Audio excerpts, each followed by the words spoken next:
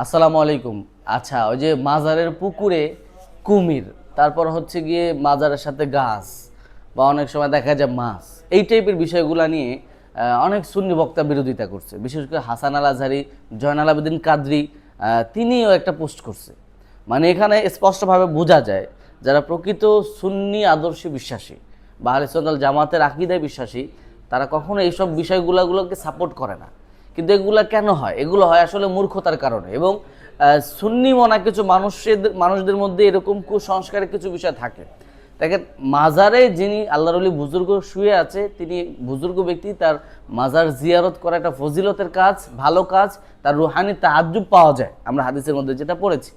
তবে মাজার কেন্দ্রিক যে কুসংস্কারগুলো, যেমন কুমিরের কাছে এটা দাও, কুমিরকে খাওয়ানো বা এই টাইপের যে বিষয়গুলা, এগুলোর মধ্যে যে আলাদা যে ধর্মীয় বিশ্বাস যেগুলো আমরা দেখতে পাচ্ছি, হ্যাঁ, এগুলা হচ্ছে কি কুসংস্কার। এই বিষয়গুলো থেকে আমাদের ফিরে আসতে হবে এবং এগুলার কারণেই কিন্তু মাজারের সমস্যা মানে সমালোচনা বেশি হয়।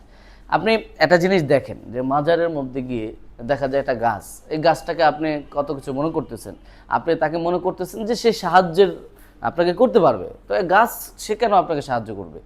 আর গাছের উপরেও আপনার এই মানে অলৌকিকতা কেন, এরকম বিশ্বাস কেন আসবে? এগুলো কুসংস্কার। অনেক সময় দেখা যায় যে শিরকের পর্যায়ে পৌঁছে যায়।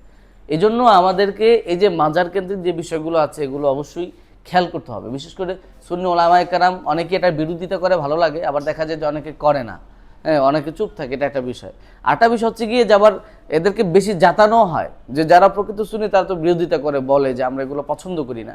অনেকে আছে যে কিছু ভিন্ন ঘরানার ব্যক্তিরা যে এদেরকে মানে বেহুদা মানে প্রতিবাদ করার পরেও, ভুল ধরিয়ে দেওয়ার পরেও বলতেছে যে না আসলে কুমিরে এগুলো এইসব করা যাবে না, এরপরেও বলতেছে যে না সুন্নিরা ভণ্ড, বা দেখা যায় যে যারা প্রকৃত সুন্নি এদের প্রতিও একটা মারাত্মক রকমের ব্লেম দেয়। এই জিনিসগুলো পক্ষে বিপক্ষে আমাদের উভয় পক্ষেরই একটা বোঝাপড়ার ঝামেলা আছে। আমরা সকলে যদি ইনসাফের জায়গা থেকে কাজ করি, কথা বলি, সেক্ষেত্রে দেখা যাবে যে আমাদের মধ্যে এতটা দ্বন্দ্ব থাকে না। আমরা সমালোচনা করতে গিয়ে বেইনসাফি করি, আবার আমরা বোঝাপড়া করতে গিয়ে বেইনসাফি করি। এই জায়গাগুলো আমাদের কাজ করা উচিত। আসসালামু আলাইকুম।